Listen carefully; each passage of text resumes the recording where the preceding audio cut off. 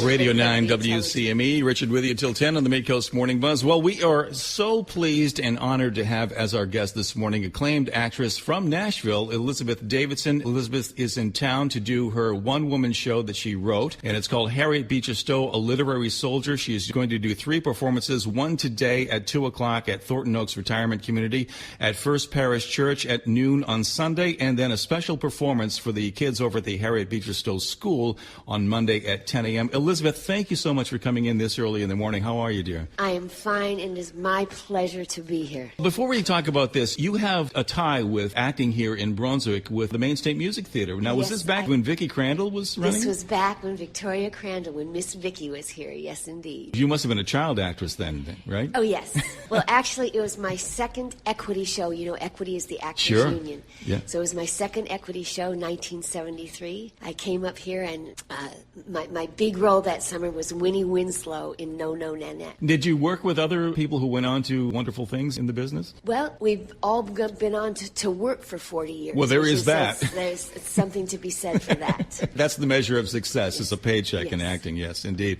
Well, tell us about the play. It's called Harriet Beecher Stowe, A Literary Soldier. It's a one-woman play. It's based on a conversation that Harriet Beecher Stowe had with the Reverend Joel Parker, who she quotes in her book, Uncle Tom's Cabin. He was pro-slavery. Tell us about that. Well, he was on the fence. And the thing is that he was a preacher, and you know, all of Harriet's brothers and her father and her husband were preachers. So they knew this man. And he had quoted in many other sources a quote that is archaic to our ears now, but in just it meant it was a pro-slavery stance. The book first came out in serial form before it was published as a book. And that quote was in there. And he said nothing for a year in the time that it first appeared. But then when the book came out, it was so popular. I can't remember the exact numbers, but it became apparent that it was going to be very popular. In fact, at the Stowe Center, on the tours, they say Uncle Tom's Cabin was the Harry Potter of its day. Oh, really? And so when he realized that it was that popular, he was going to see his name in print for all the country to see. And that's when he got upset. But his lawyer said, there's nothing you can do about it now because you didn't say anything for a year. The best you can do is meet with her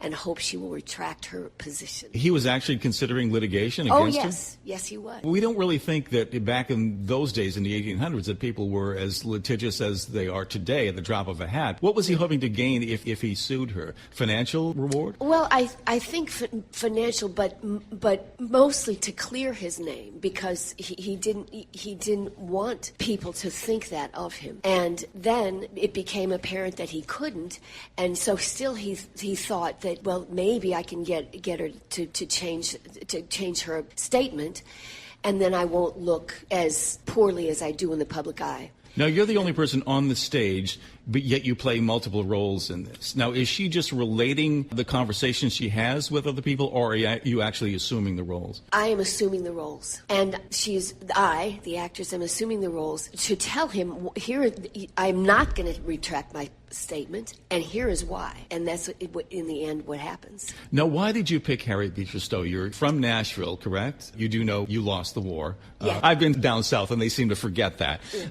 But she is such an inspirational person, not only here in the Midcoast area, but nationally she was. What was your inspiration for writing this play? Well, it's an interesting dynamic that I wanted to create more work for myself, because as an actor, you're always waiting for the producer to say, we're going to have auditions on May the 3rd. Or perhaps you would be right for this role, come in and read for us. And I had a friend, an African-American actor, who had written a one-man play based on the life of Dr. Martin Luther King, and he suggested it. So suggested writing a one-person play. And I told him that the only thing that I'd ever written in my life was a term paper. But he really did encourage me. And when I said I couldn't, he said, did you ever try? And I said no. And he said, well, how can you say you can't if you never tried? So there's a little rule for any young people who are listening. How can you say you can't if you never tried? Sure. And so I tried. And then Harriet came about because he said, make this play about a white woman who helped African Americans, and I'll see what I can do to help you. And I called a lovely teacher who I'd been substitute teaching for, who was also African American, and she suggested Harriet Beecher Stowe. And at the time, I have since found out, others felt that she was African American because of the nature of the book. But then I found out that she was a little white woman and just violently opposed to slavery. In fact, a very devout abolitionist. And so that just became the obvious choice. And then after researching this woman, what is very interesting is that she was a little white woman, and so am I. I'm an inch taller than her. And there's just several other things that are kind of, like channeling Harriet. My birthday is June the 11th. Her birthday is June the 14th. Her middle name is Elizabeth. And then kind of the little capper thing is that her husband's name was Calvin Stowe, and my husband's name is Calvin Davidson. It's Kismet. Yes. In your research, what did you find out about her? Now, if back in those days, especially the religious folks, were either interpreting or misinterpreting the Bible as pro-slavery. That was pretty much the norm. And coming from a background where her brothers and her father were preachers, were they pro-slavery as well? What was their stance? Did she stand out among the local community and her family, or were they all abolitionists as well? Her family were ardent abolitionists from the get-go. And in fact, she received 2 letters, actually, one from her sister, Catherine, or not her sister, but a friend of hers, Catherine, who said, this is a horrible thing, and you need to get on board and get on board now. And then the 2 impetus for the book was what was going on in the country, because it was horrible. Slavery is horrible, and any reports or articles that you would read would let you know how horrible it was. And then, of course, if you were in the South at all, you could see it for your own self. And then her own son died, Samuel Charles, her favorite son, and you will find out this in the play. But when that happened, it was the 2 things. And in the play, there's a line, my anguish over the death of the most beautiful and most loved of all my children, Charlie. And that combined with the apathy that she felt that the rest of the country had.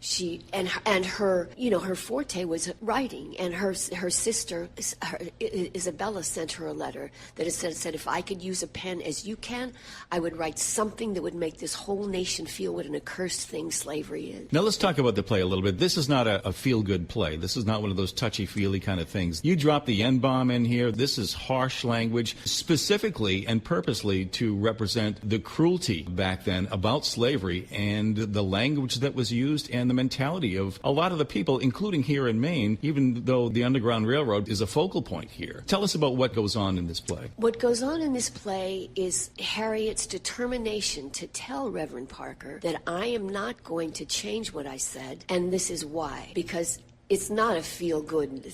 Slavery was not a feel-good thing.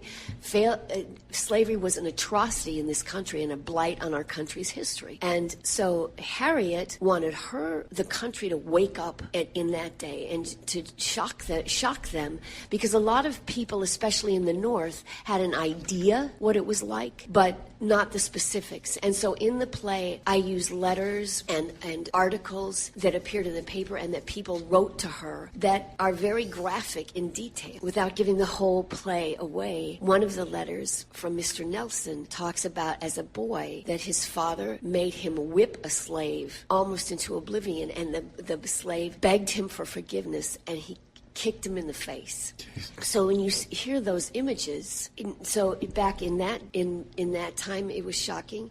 And in this time, we don't think about it that much. Although in Texas, we have people driving, tying Mr. Bird up and dragging him through the streets of a little town in Texas. So, we don't have we do have slavery in a different form, with the human trafficking. But at that time, now I had a young person, and I hope we can use the language on the air, but I had a young person, when we were talking about slavery, said, Miss Davidson, no one in this day and age would call you a nigger to your face because it's socially unacceptable, but they will treat you like one. And so this was an African-American young man, and so, it's hard for me as a white woman to still relate to that, but it's obviously still going on. Our guest this morning has been Elizabeth Davidson. She's an acclaimed actress from Nashville. She is in town to do 3 performances of her one-woman play, Harriet Beecher Stowe, A Literary Soldier.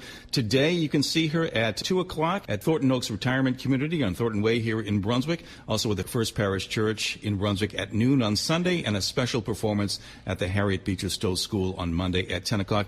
Elizabeth, thank you so much for coming in. This sounds like a fascinating play. Best of luck, and please come back again when you're in town. Thank you. It has been my pleasure, and I just wanted to add that after, just kind of a mundane start to creating this piece, I admire Harriet Beecher Stowe probably more than I admire anybody in history or to this day. And we admire you for your admiration. She was such an important figure in American history, and one I think has been too sorely neglected. She is just a real icon of social rights and anti-slavery. Thank you again, dear, for doing that. Radio 9, WCME.